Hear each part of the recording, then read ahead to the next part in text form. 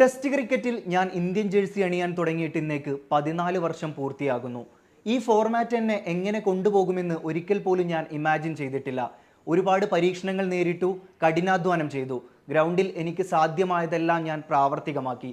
ഇതാണ് ശരിയായ സമയമെന്ന് എനിക്ക് തോന്നുന്നു. നന്ദിയോടെ ഞാൻ വിട പറയുകയാണ് ഈ ഗെയിമിനോടും എനിക്കൊപ്പമുണ്ടായിരുന്ന കളത്തിലിറങ്ങിയവരോടും. ഒരു ചെറുപുഞ്ചിരിയോടെ അല്ലാതെ എൻ്റെ ടെസ്റ്റ് കരിയറിനെ എനിക്ക് തിരിഞ്ഞു നോക്കാൻ സാധിക്കില്ല.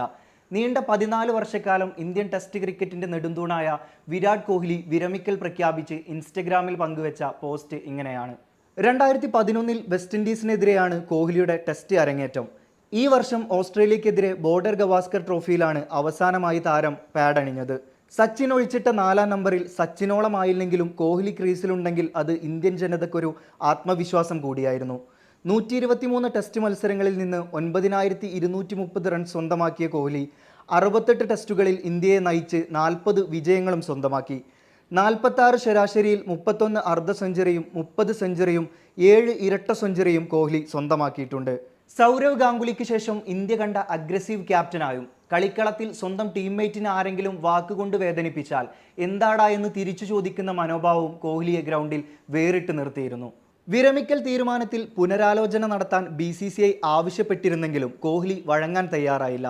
രോഹിത്തിന് പുറമെ കോഹ്ലിയും ടെസ്റ്റ് ക്രിക്കറ്റ് മതിയാക്കുകയാണ്. ടെണ്ടുൽക്കർക്ക് ശേഷം ഏറ്റവും മികച്ച റിട്ടയർമെന്റ് അർഹിച്ച ഒരു കളിക്കാരൻ തന്നെയായിരുന്നു കോഹ്ലി.